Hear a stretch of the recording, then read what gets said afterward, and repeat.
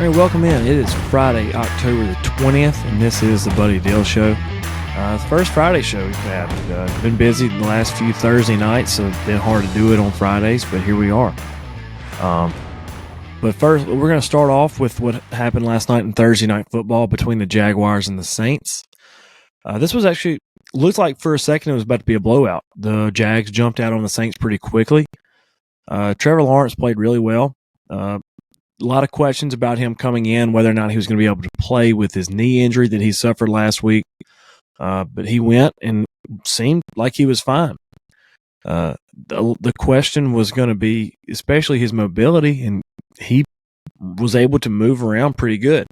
He actually led the team in rushing with 59 rushing yards. He also threw for 204 yards and a touchdown. Played pretty good, but that touchdown was at a very important time. But the Saints fell behind early, and a lot of the same issues that they had been having on offense, getting in the red zone and not being able to score. They were 0 for their first three for touchdowns when they got in the red zone. Kicked 3 field goals, but they were still in the game because their defense played really well. Finally was able to punch a touchdown in on 4th and goal, actually, from the 1 at the very start of the fourth quarter. That cut it to 8. And then they got the ball back and were able to go and score really pretty quickly. They finished at 2 for 5 in the red zone. But the main thing is that they were able to tie it up. Trevor Lawrence came back and found Christian Kirk for a 40-yard touchdown pass to go up 31-24.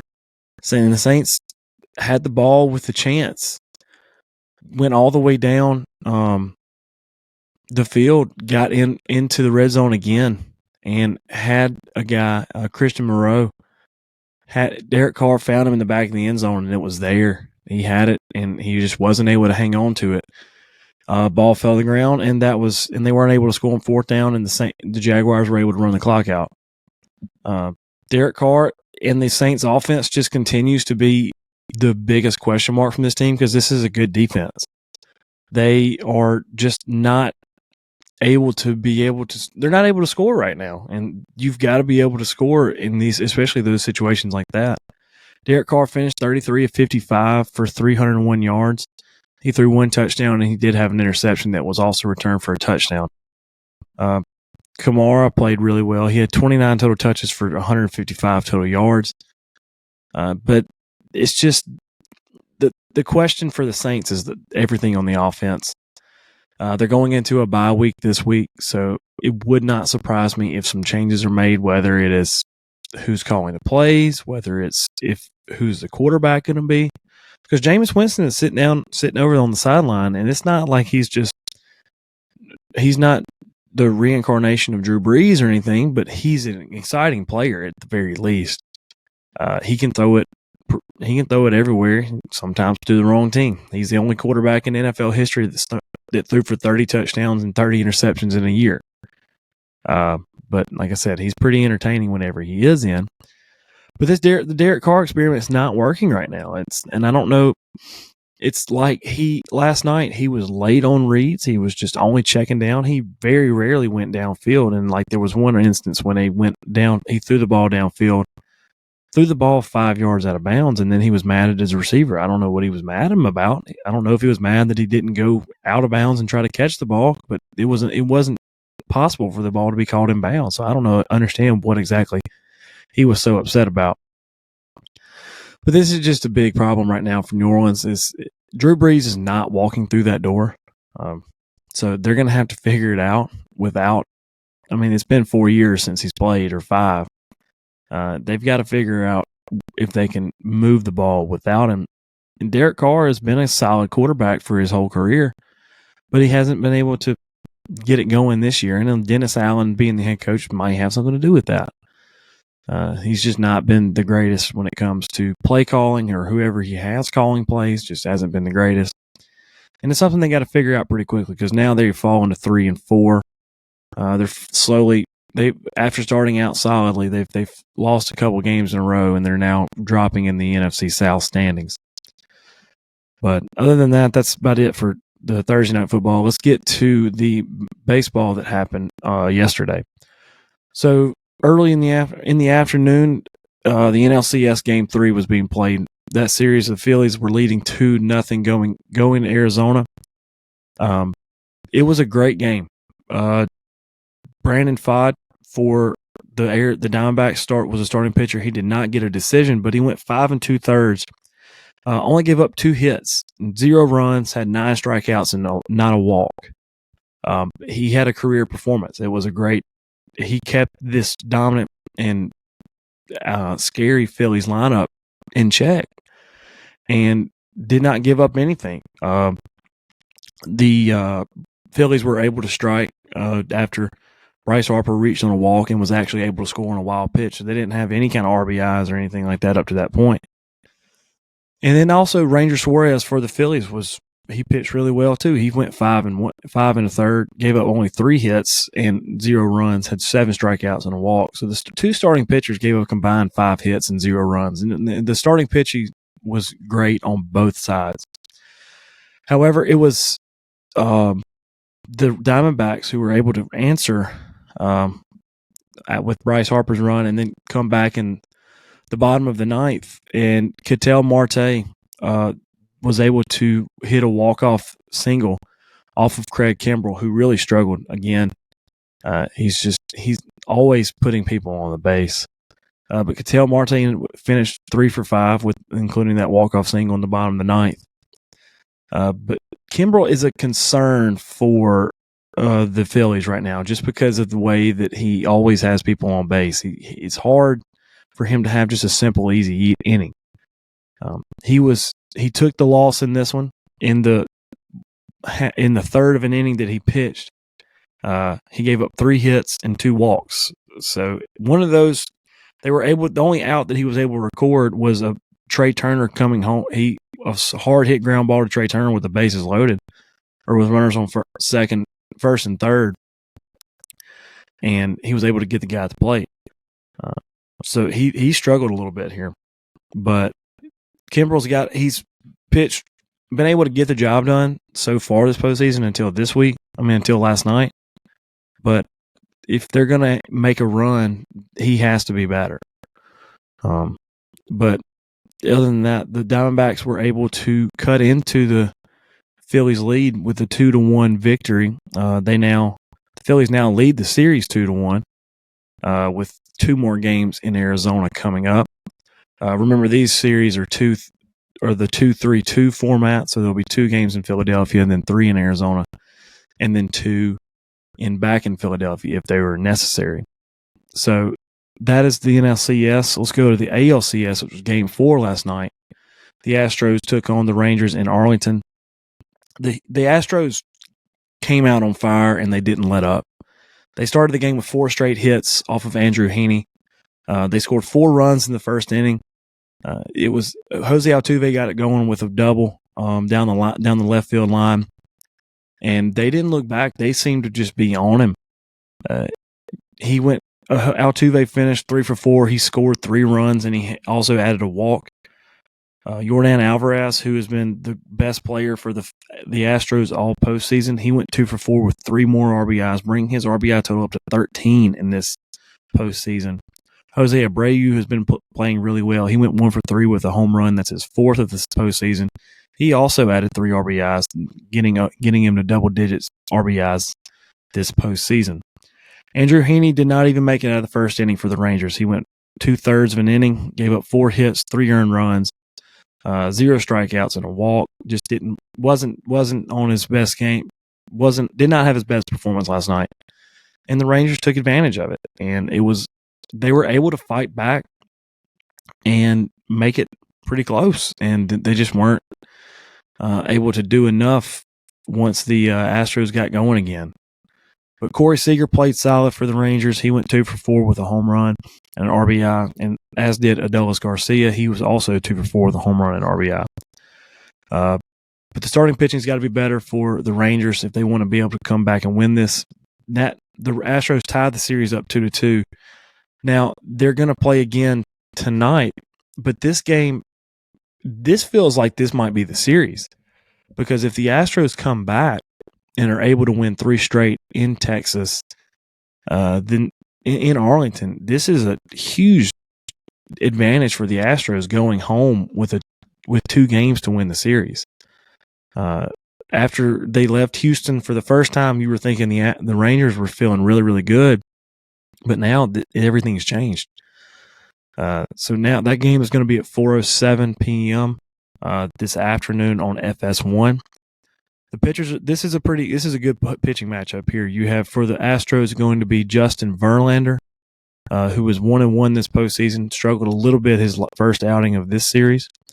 He's thrown 12 2/3 with a 1.42 ERA. And for the Rangers, it's going to be Jordan Montgomery, who's been terrific so far in his 3 starts. He's 2-0 in those 3 starts. Thrown 17 1/3 innings and only has a 2.08 ERA. This is who you want up for both teams, because you have Justin Verlander, who's a veteran, who's been there, and Jordan Montgomery, who's been really good in his postseason career so far. So this is a huge matchup here. And if you're the Rangers, you know that if you're able to win this game, you have Nathan Eovaldi throwing on it will be on Sunday, which will be Game 6 if they were able to win this one. You got to feel good about your chances with him throwing. But if you're the Astros, the same thing. Framber Valdez will be throwing the next game, and this is a huge one. I think this is the swing game. I think whoever wins this game will probably end up winning the series. I would say that I'd like to give the advantage to the Rangers because it's a home game, but the Astros have been hot in Globe Life Park, and they have been all year. So this is going to be a toss-up. I can't wait. This will be a fun game to watch, and I think this game is probably going to determine the series. In the NLCS, this Game 4 is going to be tonight. The Diamondbacks are going to host the Phillies at 7:07 p.m. on TBS. The Diamondbacks, this is a great opportunity for them. I was saying yesterday that I thought that maybe they were a little bit too young and this wasn't quite the year. Maybe it was going to take a little bit of time. But right here, they have a chance to tie the series up with a great opportunity to try to take the series lead at home on Saturday. But this is a great opportunity for the Diamondbacks. The pitchers are going to be, I believe, for the Phillies, going to be Christopher Sanchez, who has not pitched in this postseason yet. So that's a question mark for the Phillies. A little confusing as to why he's going with them. And for the Diamondbacks, it's going to be Joe Mantiply. He's only thrown 3 innings in this postseason, but he is 2-0. He's picked up 2 wins. His ERA is at 9. Not ideal against this Phillies lineup, but I don't. Maybe Foz was able to get the offense a little bit messed up last night, but I don't expect the Phillies to stay down too long. I figure that they'll probably score some runs tonight. I'd give the advantage to the Phillies just because they're the deeper team all the way through. But other than that, they also will play Game 5 on Saturday. If the Phillies will have an opportunity to clinch if they're able to win today. If the Diamondbacks win today, they will be. This series will be tied going into this weekend. But like I said, that game's going to be Saturday at 7:07 on TBS, which would be a fun one. Series could end then. The series could end. It might take a couple more days, but I'm excited about the games this weekend in baseball. I'm also excited about college football this weekend because there are some. This is one of those Saturdays that you've had circled on your calendar since the schedule came out this summer. A lot of big games, a lot of ranked matchups between powerhouses in each conference. The first one's going to be the big noon kickoff on Fox. It's going to be number 7 Penn State at number 3 Ohio State. This game is probably the game of the year at this point. This is 2 of the best teams in the country. I still think Penn State's ranked too low, but Ohio State's been really good, and it's been really hard to beat Ohio State at Ohio State, especially. Penn State has not had very much luck with the Buckeyes in previous years. So this is going to be a fun one. I think Penn State may be the better team, but that doesn't mean that they're going to win. Ohio State and Kyle McCord, they've got it going the last few weeks. Penn State has not stopped rolling, and they haven't played the competition, but neither has Ohio State. So it's not like either of these teams have played that great a competition, but they're about to get right into it right here. So this is a great game, and I'm excited to watch. That's going to be at 11 a.m. Central Time, but that's the big noon kickoff game for Fox. Ohio State is favored by 4.5 at home. The next game is the third Saturday in October, which means it's Tennessee and Alabama. Number 17 Tennessee, following their dramatic win last year on Rocky Top, travels to Tuscaloosa to take on number 11 Alabama at 2:30 p.m. on CBS. This is one of the revenge games for Nick Saban. Nick Saban doesn't usually need a whole lot to get his guys motivated, but there's plenty of material there to get his guys ready. The question is Alabama good enough to back it up? In the past, there's never been a question about it. It's usually just always flukes that they got beat. But last year, I think Tennessee truly outplayed them and was arguably the better team, especially when Hendon Hooker was a quarterback. This year is different. New quarterbacks on both sides of the ball. You have Joe Milton for Tennessee and Jalen Milroe for Alabama. Not quite the quarterback battle it was last year with Hendon Hooker and Bryce Young, but this is still a great opportunity for Tennessee to do some damage to Alabama. Alabama needs this game to be able to stay in the playoff hunt, but it's going to be hard to beat Nick Saban, especially in Tuscaloosa for this kind of game with a revenge game. Alabama's favored by 9 for a reason. It's a lot.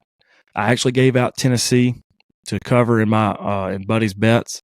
I still feel good about them covering. I just don't know about them winning. Now, here's a game I don't feel good about.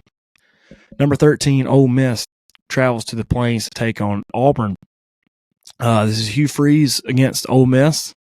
This is the second time Hugh Freeze has played Ole Miss, and since he was how do I put it? Let go, told to leave, since he got caught with hookers on his phone. Yeah. Ole Miss played him when he was at Liberty 2 years ago. That was when Malik Willis was there. Ole Miss won handily. But this is a whole different atmosphere here. This is on the Plains at night in Jordan-Hare Stadium.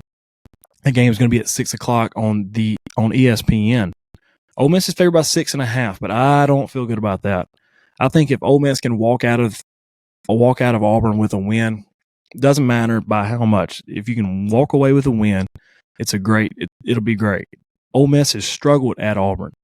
Even when they've had the better team than Auburn, they've really struggled. They've only won twice there in the last 20 years, one of those being when Eli Manning was a quarterback, the other being when Hugh Freeze was a coach at Ole Miss back in 2015. It's going to be tough to beat Auburn on the road, but they have the great opportunity to do it. Ole Miss needs to win to keep their possible playoff hopes alive as well. Also, to keep their chances of an SEC championship appearance alive, they have to win. But this is going to be a tough one for Ole Miss. If they can walk out with a win, it's huge. Big ACC battle. These are the top two teams in the ACC, or two of the top teams in the ACC. You have number 16 Duke traveling to Tallahassee to take on number 4 Florida State. Florida State has not had much competition since they played Clemson. This is going to be a different deal here. Now, the question is whether or not Riley Leonard will play. He's been day-to-day with a knee injury that he suffered back against Notre Dame. Florida State's favored by 14.5. I expect Florida State to win this game. It's going to be really hard for Duke to win, even with Riley Leonard. But if he's not going, it's going to be even harder. That game is at 6:30 on ABC. So I expect the Noles to probably be able to win that one. And then another game out west is going to be number 14 Utah at number 18 USC. This game I also gave out in Buddy's bets. I took Utah as the underdog. A lot of that had me believing, hopefully, that Cam Rising would play. If he doesn't play, it's going to be really difficult for the Utes, but I still think they can be able to cover and possibly win this game because their defense is really solid and USC's defense is not at all. That game is at 7 o'clock on Fox. But this is a fun game. Caleb Williams coming off of his worst performance in his career. Utah has been able to steady the boat. They've been able to make it pretty much without Cam Rising, which has been surprising and a big deal. Now, if they can somehow get him back, hopefully this weekend, that would be they can have a real chance to not only go and beat USC, but have a chance to make a run at the Pac-12. There's some really fun college football games on this weekend. There's way more than that, but those are the top ones I have. And then the NFL, the Lions are traveling to Baltimore to take on the Ravens. This is going to be a fun one. The Lions are actually the underdogs in this. The 5-1 Lions are. This is an interesting line there just because the Lions been playing really well, but the Ravens are favored by 3. So that game's at 12 o'clock on Fox. I think that the Lions might – this is a great litmus test for the Lions. This is – if you can go on the road in Baltimore and win, then you're the real deal, and you have a chance, and you should be considered one of those teams that can make a run to the Super Bowl. So that's a great opportunity for the Lions. An NFC South battle, the Falcons at the Buccaneers. Wasn't expecting this, but this is going to be for first place in the NFC South with the Saints losing last night. The Buccaneers are favored by 2.5, but the 3-3 Falcons are taking on the 3-2 Bucs. This game is also at 12 on Fox, depending on your local network where you are. It will be what game is on for you. Arthur Smith has kind of got this Falcons offense rolling, except last week they struggled a little bit with Desmond Ridder struggling late in the game. The Buccaneers also got beat pretty bad by the Lions last week. So both these teams coming off of tough losses, both of them are looking to bounce back and take the lead in their division. The Chargers and the Chiefs are at 3:25 on CBS. That game is in Kansas City. Chiefs are favored by 5.5. Chargers coming off that tough loss on Monday night to the Cowboys. And the Chiefs are looking to continue to roll. They have been able to score a lot of points lately. They haven't lost since they lost the first game of the year to the Lions. I don't expect that to stop right now. I think the Chiefs will be able to win this one. And then the game of the day is going to be the 5-1 Dolphins at the 5-1 Eagles. This is probably the best matchup we've had in the NFL so far. The Eagles are favored by 2.5, probably just because it's at home. That game is the Sunday night football game at 7:20 p.m. on NBC. Both teams, the Eagles coming off their first loss of the year, the Dolphins coming off a pretty good win. This is a great opportunity for both teams to win a very big game and feel really good about their chances moving forward. But I think that there are some really good games this weekend in football and college football and the NFL and always the postseason, the ALCS and the NLCS. Fun weekend of sports. I can't wait to watch it. So I'm probably going to be on the couch watching a lot of them, which is going to be perfectly fine with me. And but other than that, I think that's going to be about it for us this week. And we will see you back here on Monday to recap what happened in all these fun games this weekend and get you ready for Monday Night Football, any baseball that's still going on, and everything else that you need to know. So this has been the Buddy Dill Show. And I will see you guys next week. And thank y'all for listening.